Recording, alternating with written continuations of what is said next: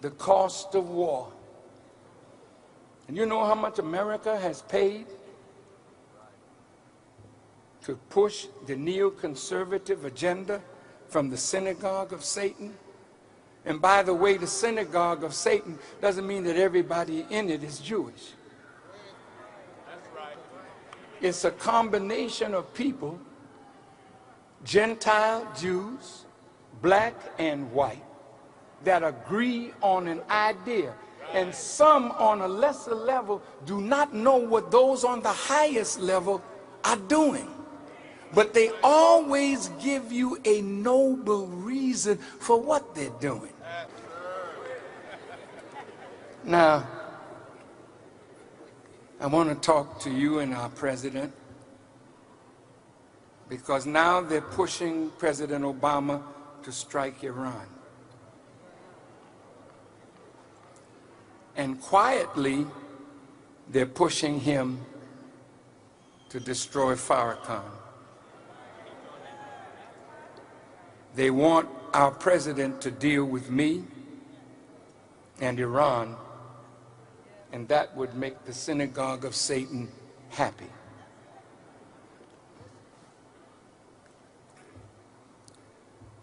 Israel's Vice Prime Minister Moshe Ya'alon voiced disappointment in the Obama administration, saying election year considerations lay behind its caution over tougher Iran sanctions sought by U.S. legislators. Now I'm talking about this synagogue of Satan more direct. The U.S. Senate passed a resolution by a majority of 100 to 1 to pass sanctions. And in the U.S. administration, there is hesitation for fear of oil prices rising this year, he said, out of election year considerations. Well, Obama said there are important risks to consider before any military strike against Iran. He really doesn't want to do it. I read recently that he really was not in favor of the attack on Gaddafi, but they turned him. And he becomes the spokesman for them. See, you got to understand Satan. Damn, I got to hip you to this wicked one.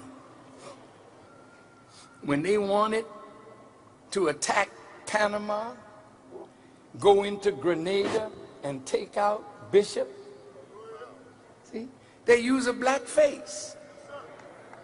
They passed over generals and put Colin Powell in as chief of staff.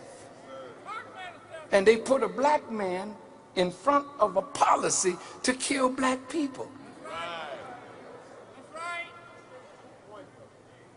And some of us like that because we get a pat on the back by our former slave masters and their children. You would kill your own just to get a pat on the back?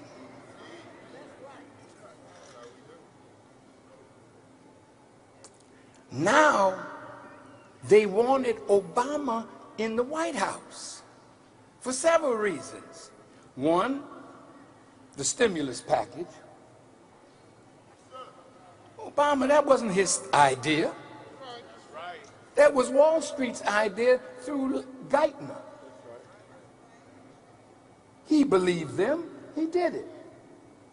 And they're beating the hell out of him for something that didn't come from him. But they hide their hands. See, it's like this. Oh man, I wish I had time. Do you know in all of its modern history, Iran has never attacked another country? I'm going to say it again. I want you to think about what I'm saying. In all of Iran's modern history, it has never attacked another country. But what is your record, America? What is your record, Israel? You want to build up the American public to go to war against that country?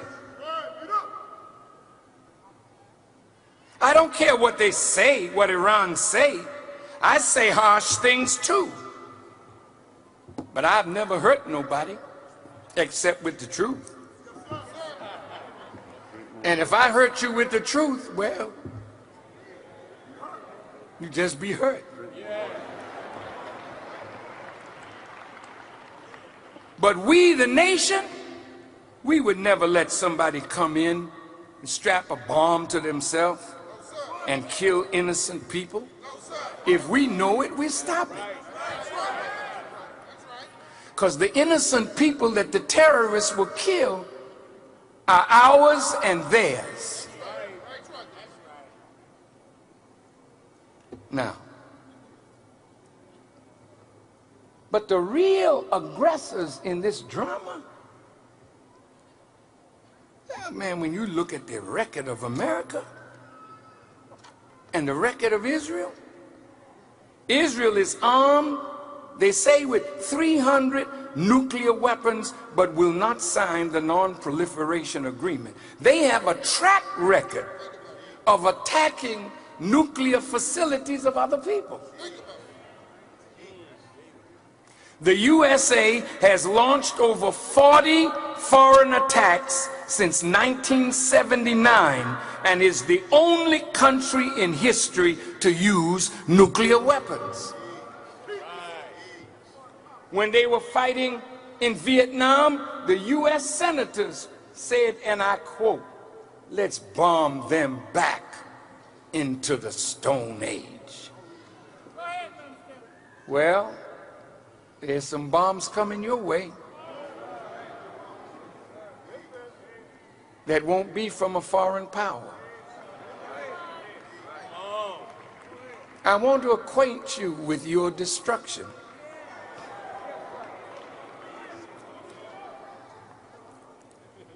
The door is getting more narrow now for you. Israel, you bombed Iraqi power station in 1981. You attacked and invaded Lebanon, 25,000 plus Syrians and Palestinians killed.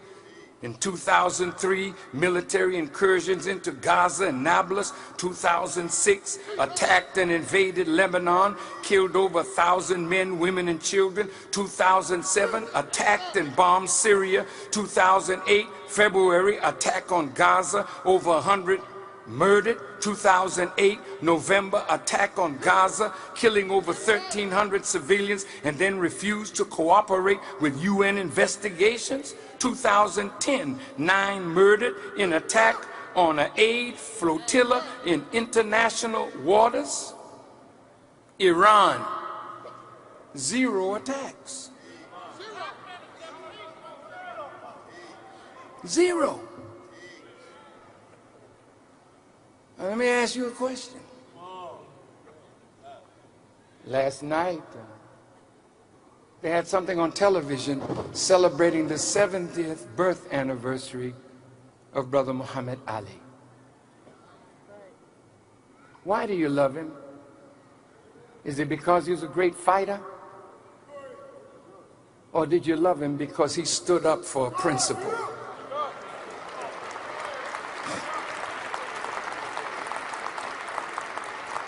Now, I'm going on record right now. If America goes to war with Iran, all the young people in the nation, you do not fight in America's wars against another Muslim country. We are all conscientious objectors. Don't even tell us to use our medical skill in your army. We won't have to fight. We ain't going nowhere near that.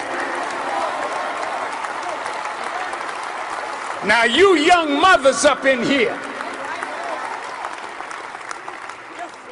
and grandmothers that got these young warriors and they tell you they ain't got no job, they want to join the army. You tell them, come on, baby, we'll create a job before you go to fight for the enemy. The enemy!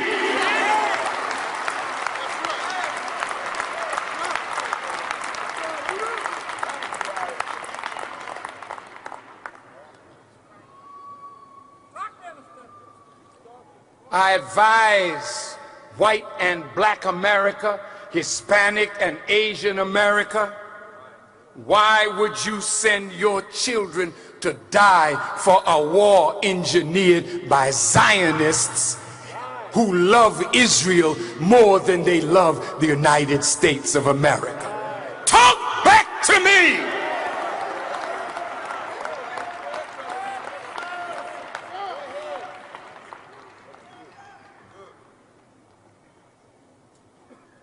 Lieberman,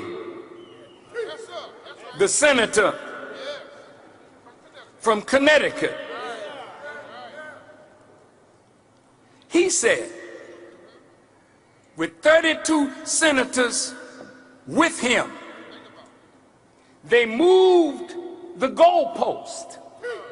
It was, if Iran developed a nuclear weapon, we all go after them. Now they changed the language. One word. If Iran develops nuclear capabilities.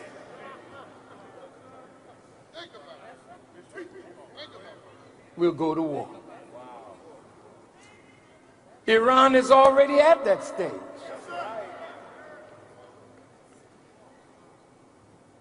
President Obama, I believe you love the American people, but if you bow down to Israel and send American soldiers to die really for Israel, not for you, not for America, anybody in their right mind in the Muslim world would attack America knowing the response? America boasts that she could kill the planet 3 times over.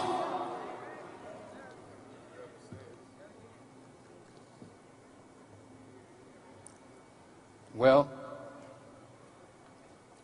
Paul Wolfowitz was quoted saying, don't worry about the violence going on in the Mideast.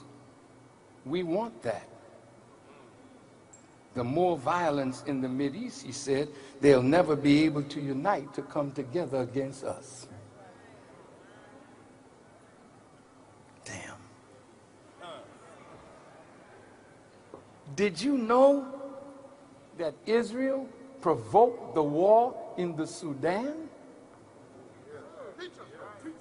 For 20 years or more, the Sudan was in a civil war, and it started because Israel wanted to create a war in southern and northern Sudan to divert Egypt to come to the defense of the Sudan to take pressure away from Egypt attacking Israel.